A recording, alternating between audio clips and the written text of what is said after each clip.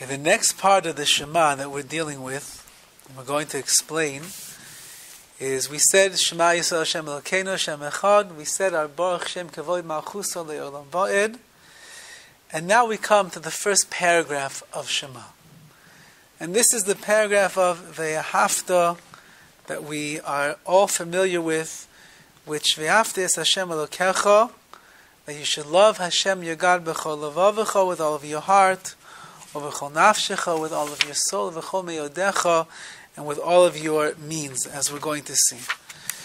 And these, just in that one statement alone, that you should love Hashem your God with all of your heart, with all of your nefesh, all of your soul, and with all of your meyodecha, all of your means. Exactly what that means we'll have to explain.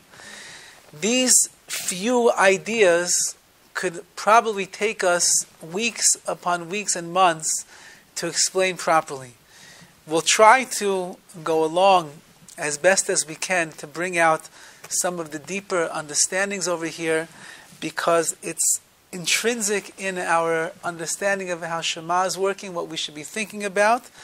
But the messages that are here is something that has to permeate and transform the way that we live our lives, because the ideas are so powerful.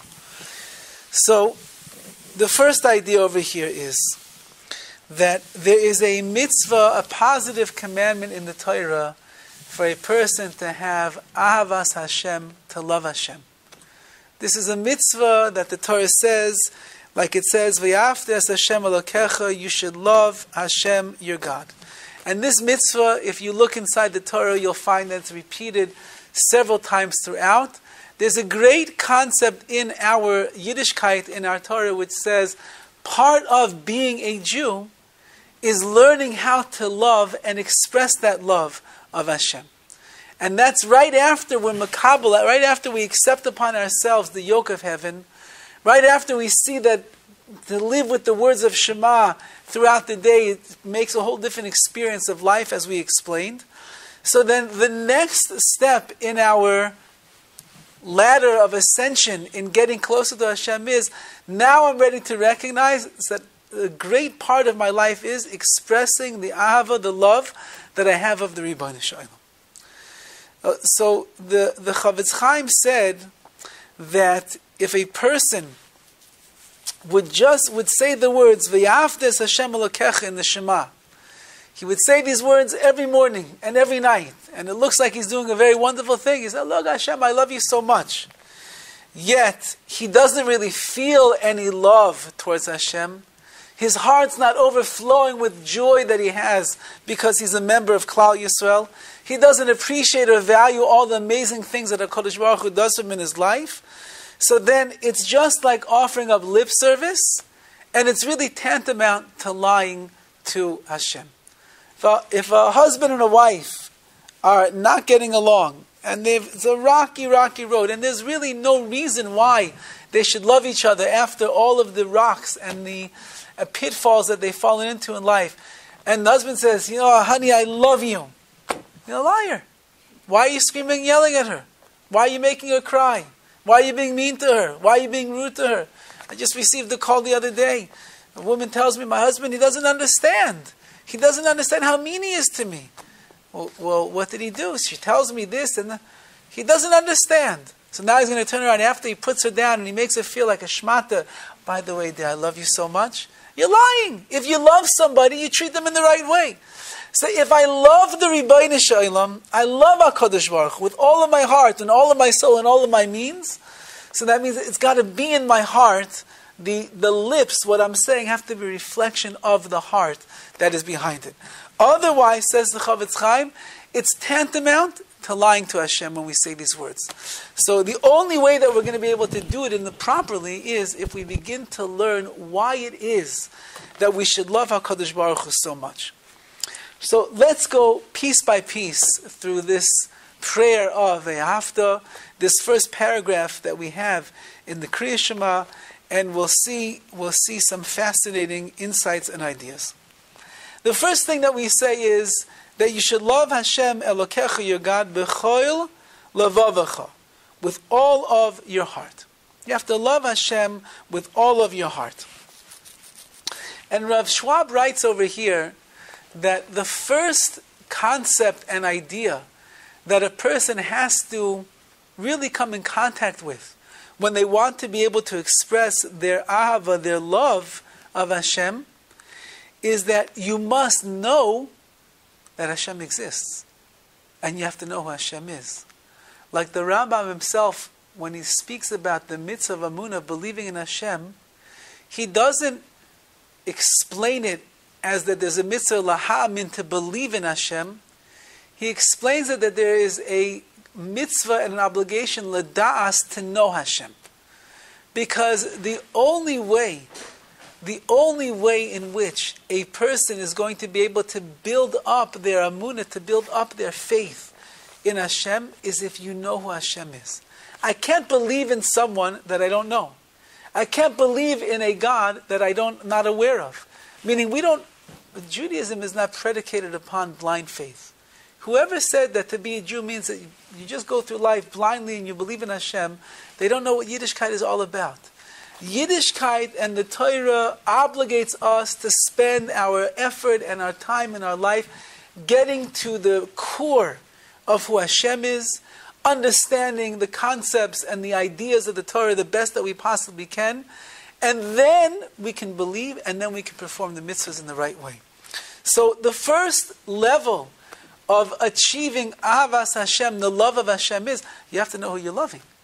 And that's a problem. Just again, the example of a husband and a wife is often that a husband and a wife don't understand each other, or they don't appreciate each other, or they have problems loving each other because they don't see the value.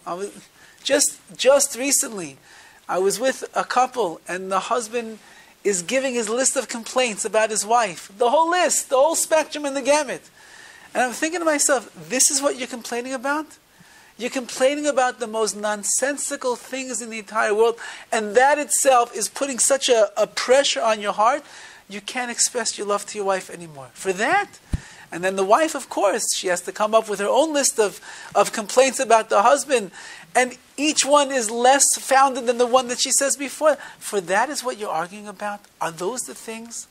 And the answer is that HaKadosh Baruch Hu wants that we recognize all of the amazing attributes and the wonderful things that He does for us in our lives, and in that way we're going to achieve this level of true Ahavas Hashem, love of God.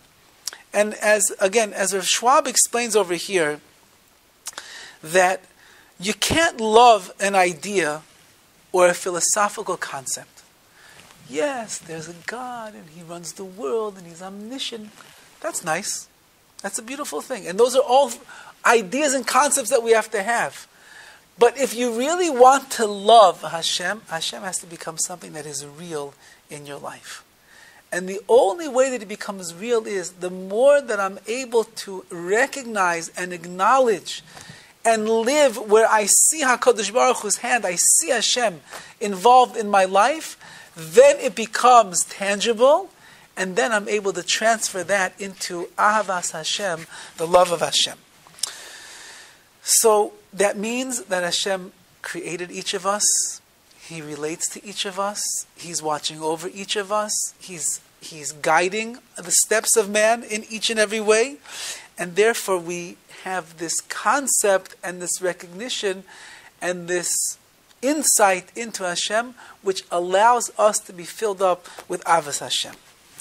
Now the Chovos HaLevavos is one of the great works of Musar. He writes the following: what's the basic reason that what's the basic reason that we are able to express our ahava, our love of Hashem? What is going to be that one thought, that one piece of recognition that's going to help a person achieve the level of loving HaKadosh Baruch Hu that we're supposed to have? And he says the basic concept, the basic reason is when a person feels such gratitude to Hashem for the mere fact that He created me, I'm someone that is worthwhile to have been brought into this world, and Hashem made me one of His children, one of His creations. That itself becomes a great impetus for a person to have love in Hashem. And he writes the following: a person should think, Hashem created me. He doesn't need me. I'm a headache for Him.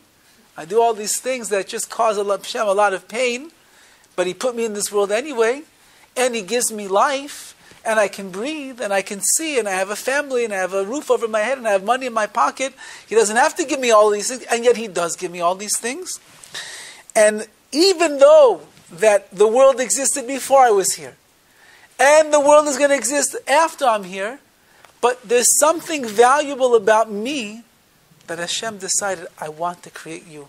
You deserve, the world is deserving of having someone like you in this world. When I recognize that HaKadosh Baruch Hu, His kindness is so overwhelming, that He gratuitously puts me here into this world, even though that I don't deserve such a great honor that I'm here, so that itself is the first step that a person can have to loving Hashem. Just recognize the fact that I'm here is something that is extremely valuable, and I should, even if I didn't buy the lottery ticket in Chino at a 7-Eleven, and I'm not a billionaire today, it's okay. It's okay, because the fact that you are in this world and you're alive, that's hitting the lottery every single day of your life. But it's even more than that.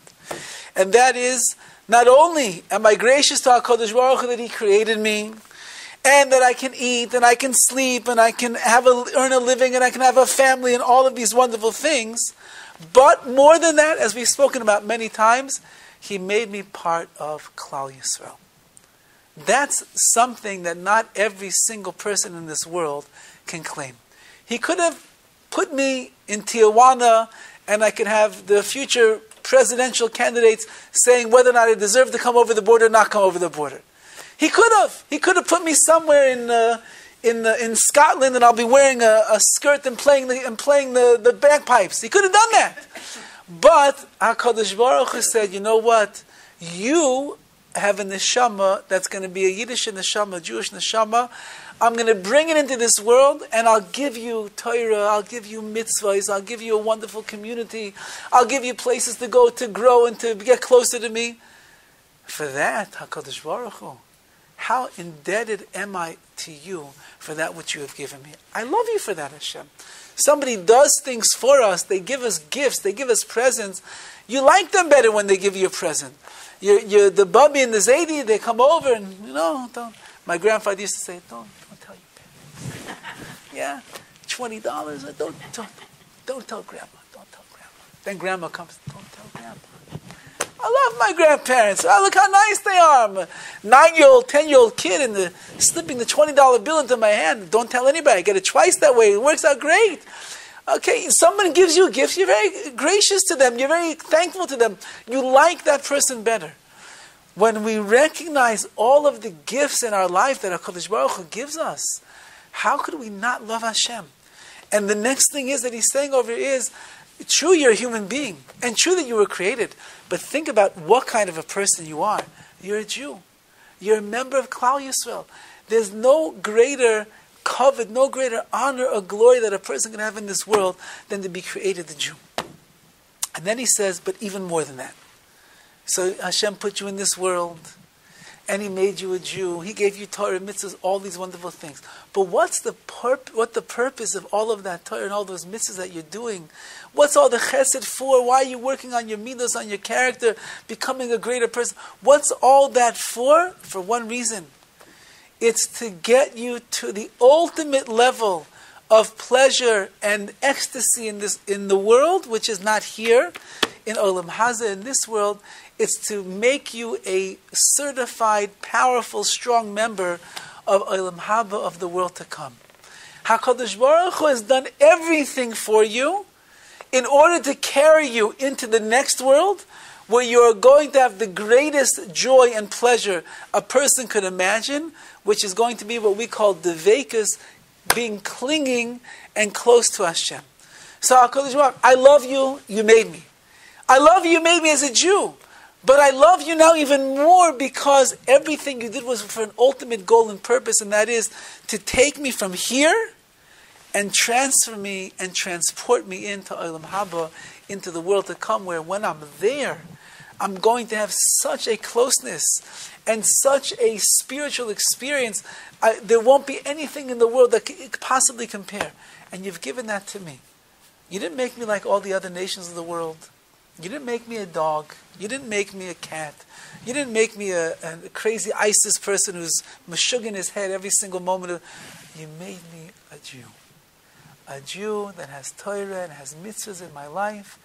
And I can keep working hard in those areas. And through that, it's going to carry me into the next level, which is what?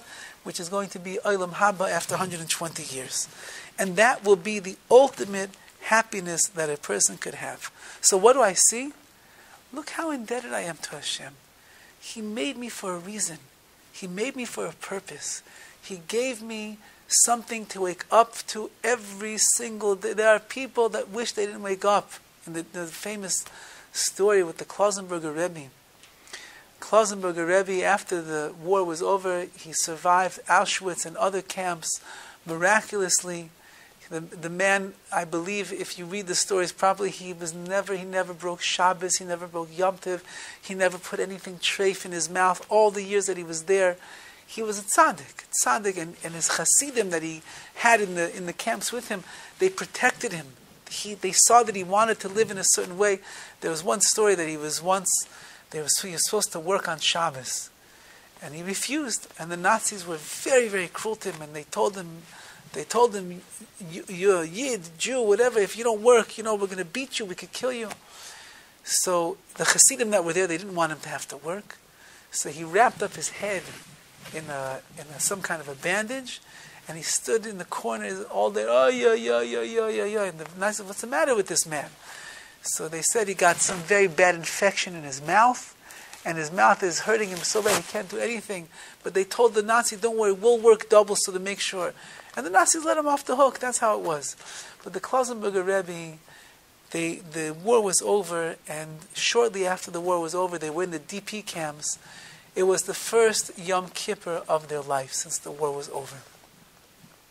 And you have a room filled with survivors. They lost everything. Their families, they lost their lives, they lost everything. And many of them lost their faith as a result as well. The Klausenberger Rebbe not only did not lose his faith, his amunah and his dveikis, his closeness to Hashem was legendary, high beyond belief. So he gets up on the night of Kol Nidre, the first night of Yom Kippur, to give the ceremonious drasha to the people. And he takes out the machzor, and he says, Hashamnu, we sinned. Bagadnu, we betrayed you, Hashem. Kazalnu, we stole. Achet shechatanu, I have to forgive me for the sin that I did this. He says, my dear brothers and sisters, we sinned the last 2-3 years in the concentration camps. We rebelled against HaKadosh Baruch Hu. We stole from people. We did this. Who is this talking to? This machzor was written for us. We who gave up everything that we had, we lost everything, and we tried just to stay above the water and believe in HaKadosh Baruch Hu that we could survive. Is this machzor for us? This machzor is not for us. We have nothing to say this Yom Kippur. And then he says, no, there is something that we can say. Hashem, Hashem. How many times did we go down to sleep at night and we were worn out and we were exhausted and we were destroyed from the day, and we said as we lay down at Ben HaKadosh Baruch Hu, don't do me any favors tomorrow morning. You don't have to wake me up. How many times did we wish that we wouldn't have to see these horrors anymore, and the only way that we could do it is if we would no longer be here, that our bodies would just fall apart. For that, HaKadosh Baruch Hu, Hashamnu, Bagadnu, Gizalnu, Dibarnu, Daifi, we have to say all these things that we thought wrong about you, Hashem. that we had the wrong ideas of what it is that we wanted to happen to us, and that we didn't just makabel accept every single day, just keep going further and go and advance ourselves in our lives as much as we could. So a person recognizes that I was created in this world. HaKadosh Baruch Hu gave me a purpose. How much I have to be grateful for, how much I have to be thankful for, how much I have to see that HaKadosh Baruch Hu does, He has in mind. And even when I'm not doing everything that I can, even when I'm not working as hard as I possibly can, still HaKadosh Baruch Hu keeps me around. The Rebbetzin Feldman, the Rosh Hashiva's wife in Baltimore, she once told my wife, she says, you know that, she said, she was a survivor from the war herself, a very young girl. A lot of her family was destroyed and lost. She told my wife, do you think I know? Why did Hashem decide to keep me alive? But so many other people in my family are no longer here. Do I know that? Could I understand why? One thing I do know, if Hashem kept me here, that must mean I have a lot that I have to accomplish. Hashem makes a world. There's billions of people in this world. Most of the world is going berserk right now and going crazy. And He made me a Jew. Not only did He make me a Jew, He made me a Jew that has the schus, the merit to recognize how beautiful it is to have a life of Torah and of mitzvahs, and I can live my life. How grateful do I have to be? I was just speaking to somebody. This person, his parents are both Baalei Tshuva. And he was telling me a little bit about his father's not religious siblings and the mother's not religious siblings. If you would know the insidious, dark, low life that these siblings live, it almost defies imagination how far from humanity people could go. But in the same family, a brother in this family whose siblings are crazy, and a woman in this family whose siblings are absurdly berserk, I don't even want to talk about the things that they do, they found Yiddishkeit. And from these two people, they had, 4, 5, 6 children, grandchildren, oiskim b'Torah mitzvahs, living a life of Yiddishkeit, of Torah mitzvahs. Could you imagine how much Ahavas Hashem those parents have to feel? That HaKadosh Baruch Hu picked them up and rescued them from the path that they were going in with their siblings, brought them into a world of Torah, showed them the life of mitzvahs, showed them the glory of a kehillah, of a yeshiva, of all the different places they've been, and gave them the merit to raise children who are following in the ways of Hashem and His Torah, each one in their own way, but everyone special and beautiful. How much avas Hashem, how much love does such a person have to have? Says Rav Schwab over here, look at our lives. Not only did He create us, we could have been left someplace else and never had the chance to be here in this world. But He brought us into this world. And then, on top of all that, He made us a Jew. He could have made us a Chinese Mexican. Who knows what He could have made us? We could have been a mutt, like half the rest of America is today. But no, He gave us yichus, the greatest yichus in the world. We're B'nai Avram, Yitzchak, and Yaakov. And we know that as well. And we have Torah, and we have mitzvahs, and we have a family and friends, and we have communities, and we have people that we can grow with and get inspired with. What an amazing merit that we have. And on that, I have to display my great Ahavas Hashem, my love of the Rebbeinu Shalom. For everything that He does. Not everything works out the way that I want. Not everything is always the best situation. But I can't look like the Klausenberger Rebbe was telling them. We have to recognize, even in the things that are not good, even in the negative, I'm not going to complain to HaKadosh Baruch Hu, and I'm not going to say, why, here, who, how, but HaKadosh Baruch Hu runs the world. He put me into this world. He made me a Jew. He gives me a portion in the world to come. And for that, I am eternally grateful to HaKadosh Baruch Hu.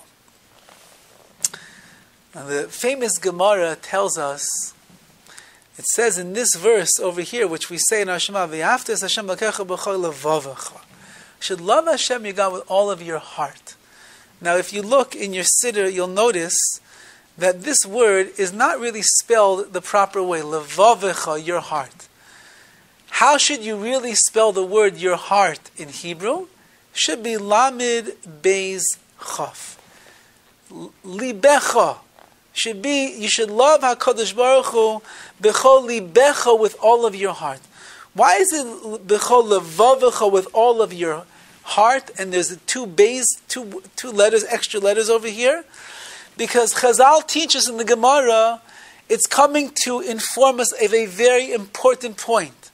Levavecha, the two double letters over here, which don't really belong, is coming to teach us that you must serve HaKadosh Baruch Hu with your Yetzar Toiv, your positive, good inclination, and you must serve HaKadosh Baruch Hu b'Yetzar Hara, with the negative, evil inclination that is inside of the person. It's not enough just to serve Hashem when I'm in a good mood and everything is going well, and I feel the Yetzar Tov that's inside of me. Even when the Yetzar Hara, the evil inclination, is there, I must find the way to serve HaKadosh Baruch Hu properly. And this is going to be the rest of our discussion for today. How does a person do that? How does a person take Yetzar Hara, the evil inclination, and serve HaKadosh Baruch Hu with something that seemingly is the opposite of the service of Hashem? And he says like this. He says the following, which is a beautiful, beautiful insight. We say, V'aftas Hashem Elokecha, we love HaKadosh Baruch Hu, and we wish that we eventually will reach that level where we love Hashem so much, nothing stands in our way. Right? As we say, that Ein Dover Oime Bifnei Haratza, nothing gets in the way of one's will. My will is the great burning desire that I have of loving Hashem. I'm willing to do, I'll push. We don't want anything to get in the way. But we know that things get in the way. What gets in the way of serving Hashem? What diminishes our love of HaKadosh Baruch Hu? What throws us for a loop and confuses us when we know that this is the path, but instead we do this? There is one thing. And that is what we call the Yetzar Hara, which is this evil inclination that resides inside of a person. Remember, the Yetzar Tov, the good, which is really the expression of my neshama, my soul, that wants to get close to Hashem. But there's mechitza, there's a block, there's hurdles, there's roadblocks, there's pitfalls, all those things. That is the tricky ways of the Yetzar Hara. And you should know that it is not just an urge, an evil urge that a person has. It's not just a dimyon, some kind of an illusion. The Yetzar Hara works in a way that it's here to oppose the will of HaKadosh Baruch Hu. That's what the Yetzar Hara, those are the thoughts that it wants to bring to one's mind and heart. Those are the ideas that it wants to sprinkle inside of us. That's the desires and the attractive lures of this desire that it wants to pull us in. It wants us to oppose the will of HaKadosh Baruch Hu. And through this Yetzar Hara, if a person will give into that, then a person can actually find themselves having these temporary pleasures that they have here in this world. And that's why it's so powerful and attractive to listen to the Yetzar Hara, because I see the immediate result. Yetzar Tov, you don't always see the immediate result. You could do a mitzvah in this world, you won't see the reward or the benefit until the world to come. You could control yourself in your midos, in your character, in your lashon hara. You control yourself, and not only do you not see any benefit, you end up getting hurt as a result of it, because now people say, "Oh, this person's so frum and religious and this and that. It's not for me." Or this person, you go and you're the one on the block who goes and gets the sheitel. Yeah, and then everyone's like, sheitel. Guess we can't go there for Shabbos anymore. She's going to do the same thing to my wife, convince my wife to get not for me. I'm doing the right thing. I end up losing friends. People talk about me. They whisper about me. They make fun of me. What I need it for? So the Yetzar Tov, if I do the right thing, not only do I not see immediate results in this world, sometimes it works out the exact opposite. Yetzar Hara, the evil inclination, a little tasty sin, some mischievous trouble that I get myself into for the sake of pleasure, that pleasure I can get instantaneous gratification on the spot. So there is a battle going on inside the chambers of one's heart. Yetzer Tov says, get close to Hashem. Yetzer Hara says, go away from Hashem. Yetzer Tov says, no, you're going to be better if you do the right thing. I do the right thing, I don't always see the benefit. I do the wrong thing, immediately I feel myself, satisfied with that, what I'm indulging in right now. How does a person, according to the pasuk, B'chol levavecha, means that I must love HaKadosh Baruch Hu with my Yetzer Hara? How does a person serve Hashem with the Yetzer Hara? How do I take something that seems to be at its core evil and convert it into something that's going to be good? How do I do that? So this is a beautiful idea that he brings down from Rav Hirsch. Rav Hirsch writes in the Chumash, if you look at the story of Cain and Hevel, these were the two brothers who forgot that there's a concept called brotherly love. And Cain, when he got jealous of his brother Hevel, he is ready to get up and kill his brother for having Hashem turn to his offering and not the one of Cain. And HaKadosh Baruch Hu says the following to him. He says, Vayomer Hashem el Cain, Hashem said to Cain, Haloim teitiv se'es. Be very careful because sin is crouching, is around you. However, im teitiv, if you will improve yourself, then se'es, you are going to be forgiven. I realize that you're in the grips of a battle right now. But if you'll turn around from where you are, then se'es, you're going to be forgiven. Rav Hirsch writes over here an insight that says the following. And it means like this. If you will teitiv, if you will do good at this moment, and you will control the urge that you have to rise up and kill your brother, then you should know, se'es doesn't only mean that you will be forgiven, se'es means to lift up. You are going to rise up to a higher level than you are on right now, and you are going to become a great person. If you do good, and doing good means control the Yetzer Hara that is there inside of you, through that self-control, you are going to raise yourself up to a level that is a high level, and you're going to become what we would call a great person. And he says, fascinating, the urge to do something wrong is not something that a person has to be ashamed of. Why? Because if a person has an urge to do something that is wrong, because the Torah says that's the wrong thing, cheat, steal, lie, be immoral, whatever it might be, and I have an urge to do that, yet I overcome that desire, and I control myself, and I don't do it, then I become a much greater person as a result of my bechira, of my choice of free will, where I chose good over doing the evil. Which means that every time I have a desire to do something wrong, and it's rising up inside of me, and sometimes it feels I can't control myself, if you do, then that's what Hashem was telling to Cain, se'es, by overcoming the drive, you're going to lift yourself up and rise up to the next level of greatness for an individual. However, the pasuk continues and it says, V'im lo yiseitiv, if you don't improve yourself, if you don't grab hold of your desires, if you don't overcome the drives of the Yetzer Hara, then lepesach chatas roivetz, then the sin is resting at your door. What does that mean? Either you're going to improve, and you're going to grab hold of the desires that are pulling you in the wrong direction, and by overcoming that, you're going to be exalted and loftier. But if you don't, you should know, open up your front door, and before you walk out, you're going to trip right over it because sin is resting at the door. Says Rav Hirsch, people think that roivetz, which means crouching, people think that it means that the Yetzer Hara is lying in ambush, ready to attack and grab you. it's not true. He brings proofs from a different verse in Tehillim that roivetz really means lying down peacefully and quietly. As it says in the pasuk, Bina izdesha yarbitzeni, in lush meadows Hashem lies me down.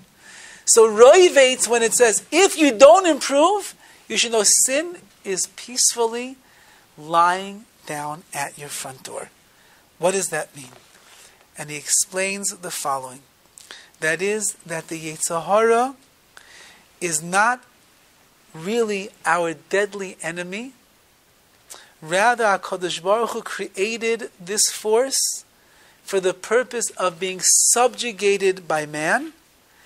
And by nature, that is the Chiddush, by nature, the Yetzer Hara enjoys being subdued peacefully, lying there at the front door, and not being an attacker, and not destroying your life, and not ruining your avodas Hashem, your service of God.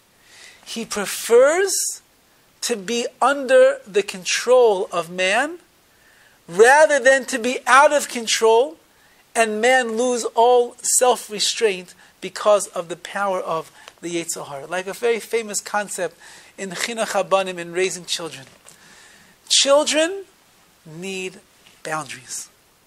If you give a child whatever it is that they want, and they can get away with anything they want, they lose their anchor, they lose their self-confidence, they lose their sense of self, they lose that they no longer feel protected and loved by their parents. A parent that says, yeah, kids, my kid, anything they want, they can do, you're hurting your child. Because you're now telling the kid, there's no holds barred. Go, the whole world is yours. Everything, whatever you want, go and do. We're not going to stop you from anything. Kids don't feel good, but you give a child boundaries. A child knows, this I can do, this I can't do. Here I can go, there I cannot go. This I'm allowed to say, that I'm not allowed to say. So then, even though maybe at the time it's hard for the child to hear, but you are creating a stable, safe haven where the child can be. The Yetzer Hara, in its very essence and creation, really is here for one reason. He's here to challenge the person, but the challenges that it's here to give are within the realm of our ability to overcome them. And the Yetzer Hara is happy to fulfill HaKadosh Baruch Hu's will, which is making sure that he pushes a person to have to push themselves to come to a higher level of functionality and become a greater person as a result. The Midrash tells us that Hashem looks back on the last day of creation and he says, Toiv ma'od, it's very good. Says the Midrash, what was very good about the last day of creation? Says the Midrash, Yetzer Hara. The Yetzer Hara was something that was very good. How can something that objectively is evil be very good? Because the truth of the matter is, we know that from the mouth of Hashem there is no evil. Hashem doesn't create evil. There's no evil. Hashem's not going to create a Yetzer Hara that's going to be evil. It's this point that Rav Hirsch is making. The Yetzer Hara's goal in this world is to perform actions that are trying to draw you away in the wrong direction, to show you temptations and pleasures and happiness and lust and glory that you can have if you give in to the fantasy life of the Yetzer Hara. But the Yetzer Hara is designed and created to put that in front of you, that you yourself are going to have to decide right now what's really right and what's really wrong. And if I will cling to the ways of truth, and I'll strengthen my bichir, my free will choices to do what's right now, so then I subdue the Yetzer Hara, but the Yetzer Hara is the thing itself in this world that catapulted me to the next level of where I'm holding right now. Which means Yetzer Hara is not something that's terrible. Yetzer Hara is toiv ma'od, it's very good. Because without the Yetzer Hara's presence here in my life, I never would grow or reach other levels where I am.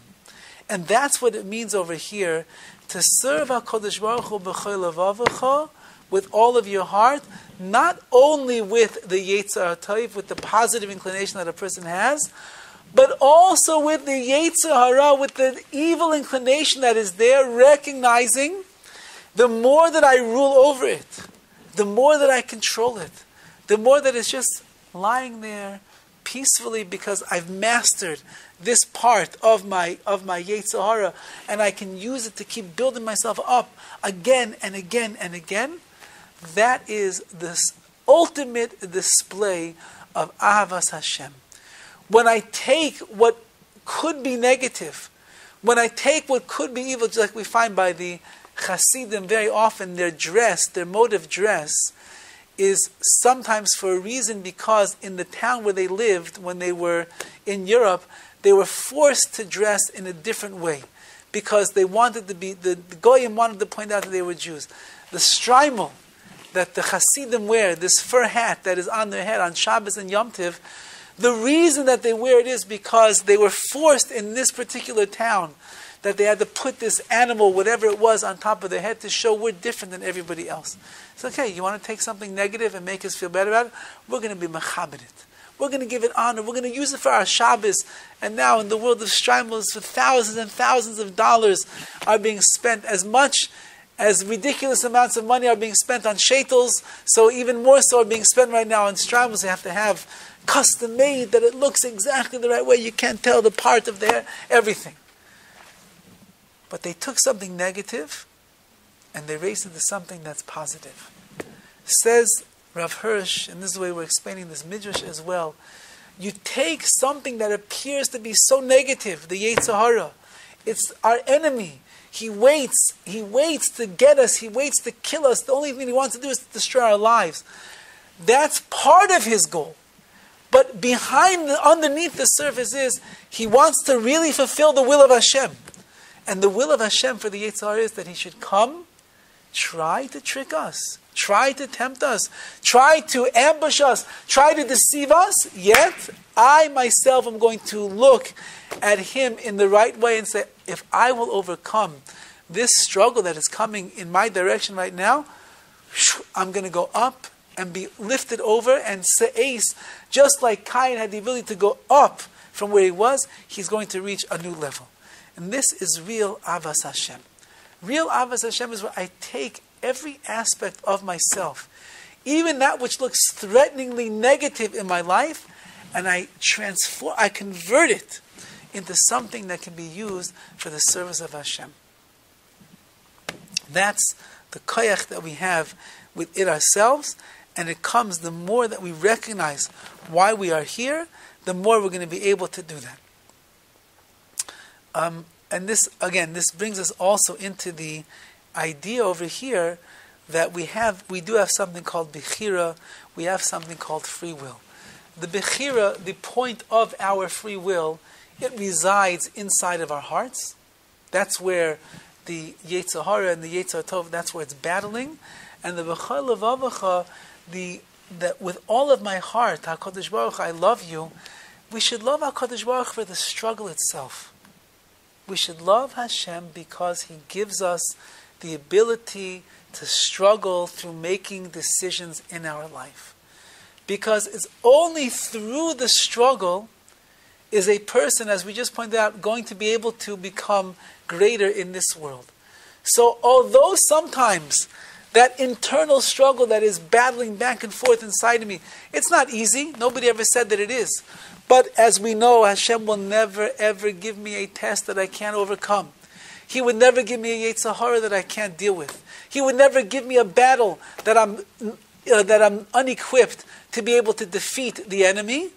So therefore, HaKadosh Baruch Hu, b'chol levavecha, with both my hearts at the same exact time, that's what we're saying. At the same time that Yetzer Tov and Yetzer Hara is butting heads and battling each other, I'm filled with tremendous love for you, Hashem. Because through this struggle, that's how I become great. Through overcoming the negative, that's how I become a better person. Sometimes I'm going to lose the battle. Hashem understands. I'm not going to be the master warrior every single moment of my life. There are things that will come and I'll fail the test. Even in that, HaKadosh Baruch Hu, I love you. Because I didn't get destroyed. I'm still here. I'm still around. There's still hope. I'm still holding on to other parts of my Avodas Hashem. And I'll overcome. I'll do tshuva, whatever I have to do to get over it. So, b'chol levavecha, I will love HaKadosh Baruch Hu b'chol with both hearts, meaning both yitzar and both of the inclinations that are in me, because that's where the ultimate love of Hashem can be found. And then he writes the following, and that is, and I think we'll end with this idea: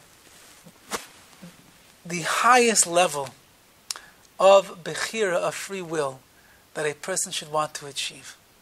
We're talking over here, both Yetzar Toiv, Yetzar Ra, together, battling inside of my heart. That's the regular nature of a human being. However, we say v'yaftes Hashem Elokecha v'chol levavecha. We want to serve our God with all of my heart. I want to make it shelo yelibcha chaluk ala makayim, that there should not be any area of my heart that is opposing Hashem. The highest level of expressing my love of Hashem with all of my heart is, there should be no place that you could find inside of my heart that is differing or going against the way of HaKadosh Baruch Hu. And this, he writes a concept that the Bali Musar, Bali Machshava speak about this, and that is that the greatest form of Avas Hashem, which is going to be considered the supreme act of utilizing one's bechira, one's free will, is, Hashem, I'm giving everything over to you, which means I'm taking off the bechira, the free will decisions that I make, and I'm giving it over to you, HaKadosh Baruch Hu, and I'm saying, I renounce my bechira, my free will in this world. By relinquishing my rights of bechira, that is called the ultimate in accepting the yoke of heaven in my life. Now remember, it doesn't mean I'm no longer a person of free will. Because to get to that level of being able to recognize that I want to make sure that everything that I do is totally in line, in congruence with the will of Hashem, to get to that level where I can say, Hashem, you take it. I'm taking everything, I'm giving it over to you. You run my life. That is the greatest act of free will that a person can possibly go through in their entire life. And Rav Dessler speaks about this in his Michta Milah when he speaks about the greatness of Bechira. He says, you know what your goal in life is? Get to the highest level of Bechira. What's the highest level? There is no choice. The highest level is you got to a point where you worked and you worked and you worked and you worked and you worked. You see things so clear. There's no doubt in your mind of what is the right thing to do. It's natural to make the right decision. As the Malbim writes, we spoke about it in the Mishlei Shir, as the Malbim writes, what's a tzaddik? A righteous man is someone who makes the right decisions again and again and again and again. That means to a certain degree, it's not bechira, it's not free will that I'm using every single moment to make another decision. I put myself into this position, this place in the world where my bechira, my free will is so powerful and it's so strong that I'm always ready and I'm going to make the right choice because it's Hashem is guiding me in that direction.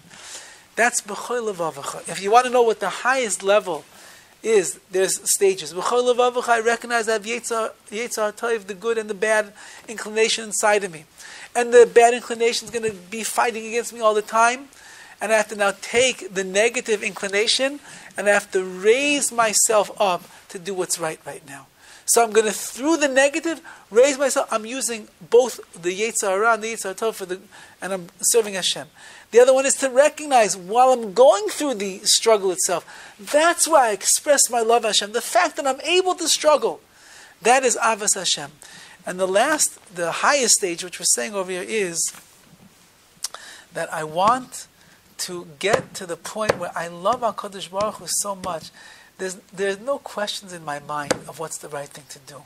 It is obvious. and I will therefore constantly do what is right. I will not have to battle with the small little parts of the Yetzer Hara that come and knock on my head all day long. And, oh, do this, go here, go there, look at this, look at that. I don't need to do all of those things because Yetzer HaToiv, the Bechir, the free will that I've chosen, is taking me to the highest level possible. So this is the first idea in the Ve'afta, that we have to love HaKadosh Baruch Hu b'chol levavecha, with all of our heart. It's all the heart. Everything that's in there, we have to be able to give it over to HaKadosh Baruch Hu. And in Yetz Hashem, next time we will discuss what it means to love HaKadosh Baruch Hu b'chol nafshecha, with all of your soul. Imagine if that's what it takes to explain how much you have to love Hashem with all your heart, how much it will take to explain what it means b'chol nafshecha, all of your soul. Of your soul. Of your soul. Of your soul. Of your soul. Of your soul.